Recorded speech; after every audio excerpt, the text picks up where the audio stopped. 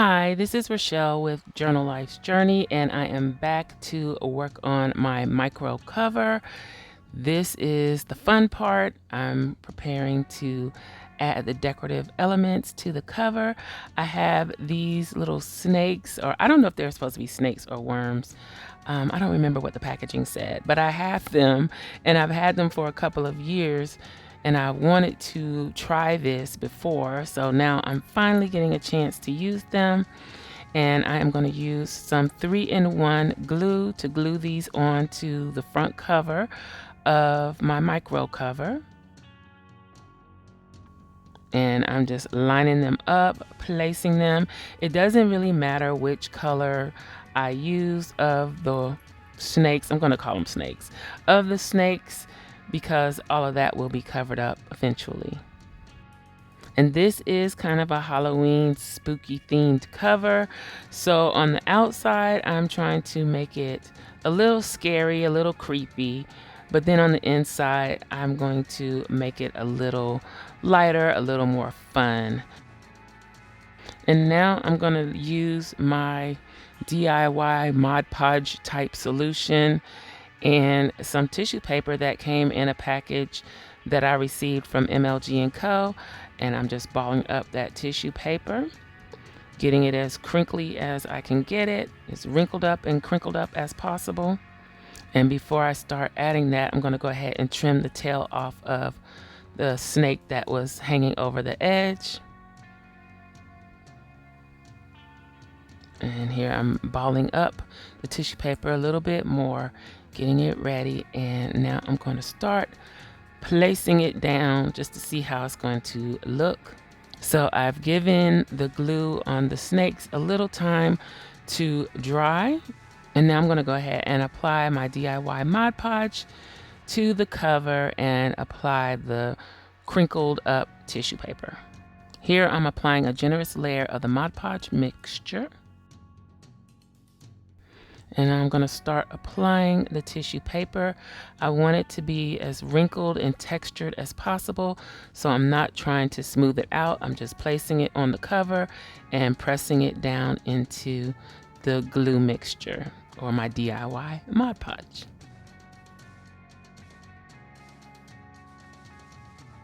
And I'm paying extra attention to the front cover because of the snakes.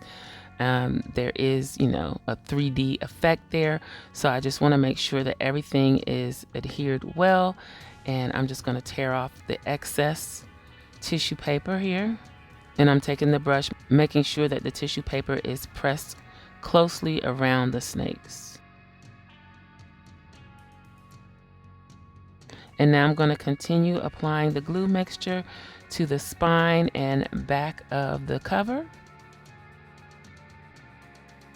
And I'm leaving about an inch overhang of the tissue paper because I'm going to wrap it around to the inside of the cover.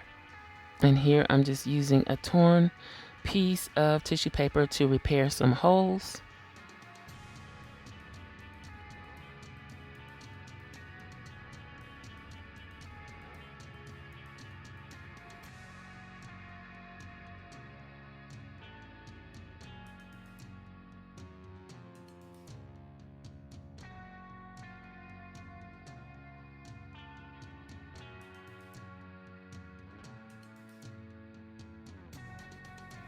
And also I'm making sure that the snakes are fully covered.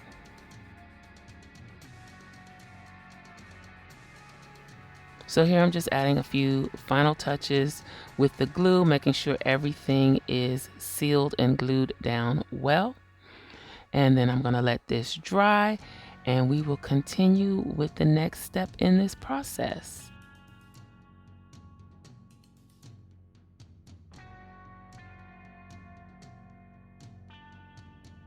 Okay, so now I have let the tissue paper and glue mixture dry. There may be a few damp places, but for the most part it is dry. I'm going to trim off the rest of the excess around the outside of the cover, and then I'm going to miter the corners very lightly. I'm not doing a precision miter, just snipping off some of the excess. So here I folded the cover over, and I noticed that some of the tissue paper broke over the fold of this where the snake is going across the fold. So I am going to repair that. But before I do that, I'm going to go ahead and finish with wrapping the tissue paper around the cover. So I'm using the same glue mixture, and I'm just applying the glue mixture to the excess tissue paper and folding it over. And I'm just going to work my way around the edges of the cover, doing the long sides first, and then I'll go back and do the short side. I did forget to miter this corner, so I'm snipping that off real quick.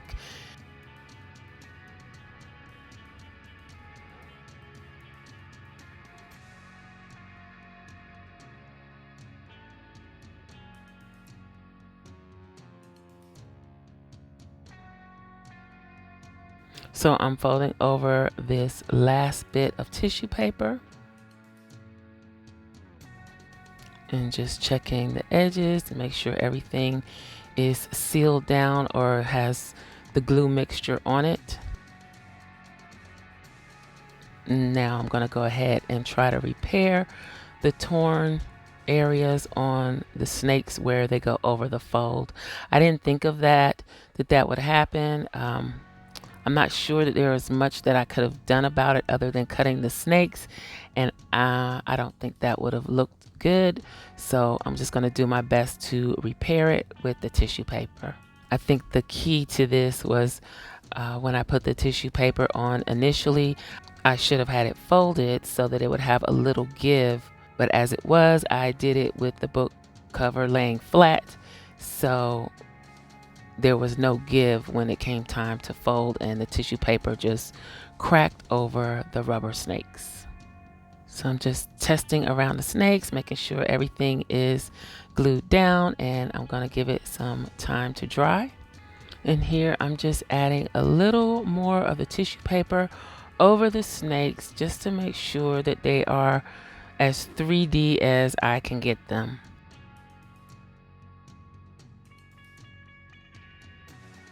Here I'm just going over that spine area again to make sure that it is covered with the tissue paper. Here I'm propping it up in the best position for drying, and I'm going to let it dry and I'll come back. So here we are back again. It is dry. I have it in my overspray box or my spray box, and I am using some of the Tim Holtz Distress Oxide sprays and the Mica sprays, the Halloween Mica sprays that came out a little while ago to spray it. So that first color was purple Oxide. I don't know the names. I'll list the names of what I used, the sprays that I used, in the description box below. So, but this is one of the new Mica sprays. I will be layering colors because I want a rich tone to the cover.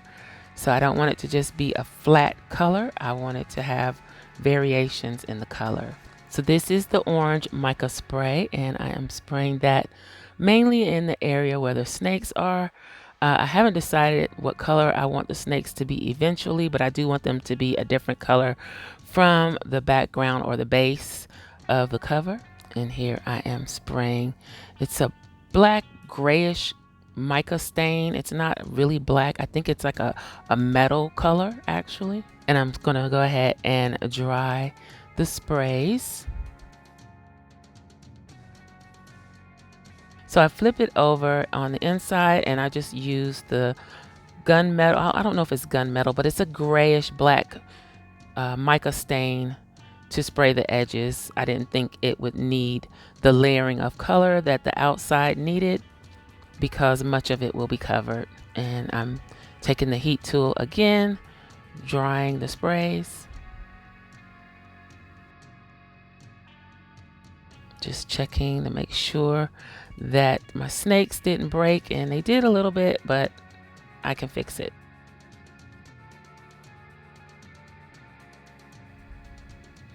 So now it is time to actually paint the cover.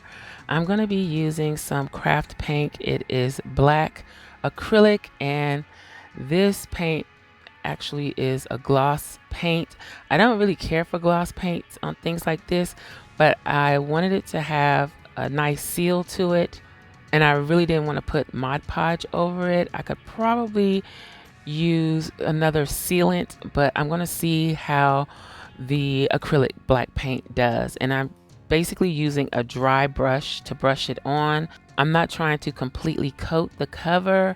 I'm just trying to add another dimension of color and also a sealant, although the glue mixture that I used also acts as a sealant, and it's not glossy, but it does have a glossy type finish. But again, I didn't really want anything too glossy. Now I felt like the paint was a little too dry with just a dry brush, so I did spritz it with a little water, and it started coating the cover much better. I liked the way that it was applying better after I added the little water to it.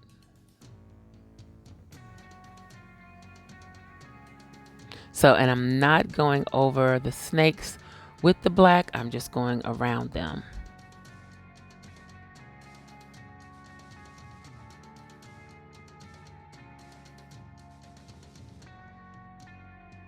So I'm continuing to add the paint, and as you can see, there are spaces where the spray stains and oxide stain shows through.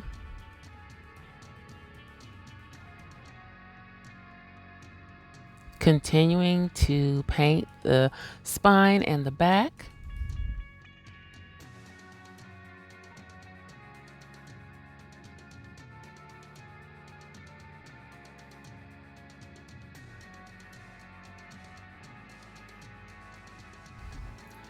And now I'm just going to go along the edge with the brush. I probably should wait until the paint dries and it's all would be easier, but I'm impatient and I was trying to paint as much as I could. So here I am drying the paint a little. I'm not going to over dry with the heat gun, but I did get it dry enough that I could handle the cover. So now I'm just going to continue on the other edge of the cover, painting the edges. And now on the inside, I'm going to lightly paint around the edges.